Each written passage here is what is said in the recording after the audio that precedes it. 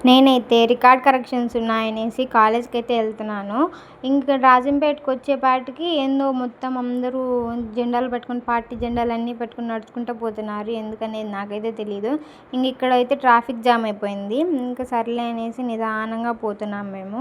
ఎందుకో ఇట్లా మార్చేస్తున్నారని మా అమ్మని అడిగితే ఏదో పాదయాత్ర సంథింగ్ ఏదో చెప్పింది మా అమ్మ. మేము కరెక్షన్స్ కోసం వచ్చినాం కదా! అందుకనేసి క్లాస్‌లోకి వెళ్ళడం ఎందుకనేసి ఇక్కడ చెట్టు కింద కూర్చున్నాము. నేను మా ఫ్రెండ్ మాట్లాడుకుంటా ఉన్నాము. లహరి కోసం వెయిట్ చేస్తున్నాము. నేను కీర్తి వచ్చినాము. లహరి ఆ పాటికే రాలేదు. ఆ పాప కోసం వెయిట్ చేస్తా ఇద్దరం మాట్లాడుకుంటున్నాం. ఏం మాట్లాడుకుంటున్నామో ఏమో దేని గురించో మాట్లాడుకుంటున్నాం మొత్తానికి.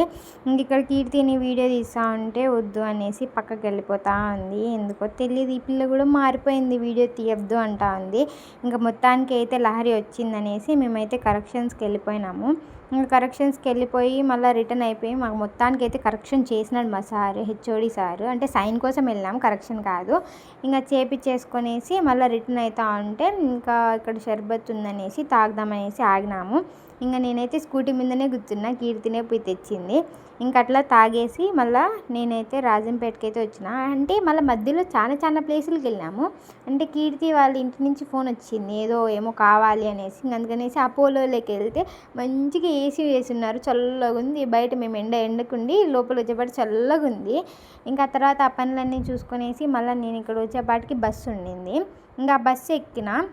వాళ్ళేమో ఊర్లో దించకుండా బైపాస్లో దించినారు. అక్కడి నుంచి మాది కాకుండా మా తమ్ముడు కూడా లేడు ఆ రోజు. అందుకనేసి నడుచుకుంటూ వెళ్ళిపోయినా. మా ఇంటికి వెళ్ళాలంటే ఇప్పుడు చూపిస్తా చూడండి, అంత దూరం వెళ్ళాలి. సాయంత్రం ఒక 4కి అట్లా బయటకు వచ్చిందంటే మా బాబాయ్ స్కూటీ తీసుకొచ్చినాడు. ఒకసారి ట్రై చేద్దామనేసి ఇక్కడ స్కూటీ తోలుతున్నా. అంటే వెనకాల ఎవరైనా ఉంటే ధైర్యంగా తోలుతా, కానీ ఎవరు లేకపోతే భయం వేస్తుంది కదా ఫస్ట్ టైము. తర్వాత ఇంటికొచ్చి కొంచెం టైం అయిన తర్వాత వర్షం పడేట్టు ఉన్నాయి మబ్బులు. లైట్గా చినుకులు కూడా పడినాయి.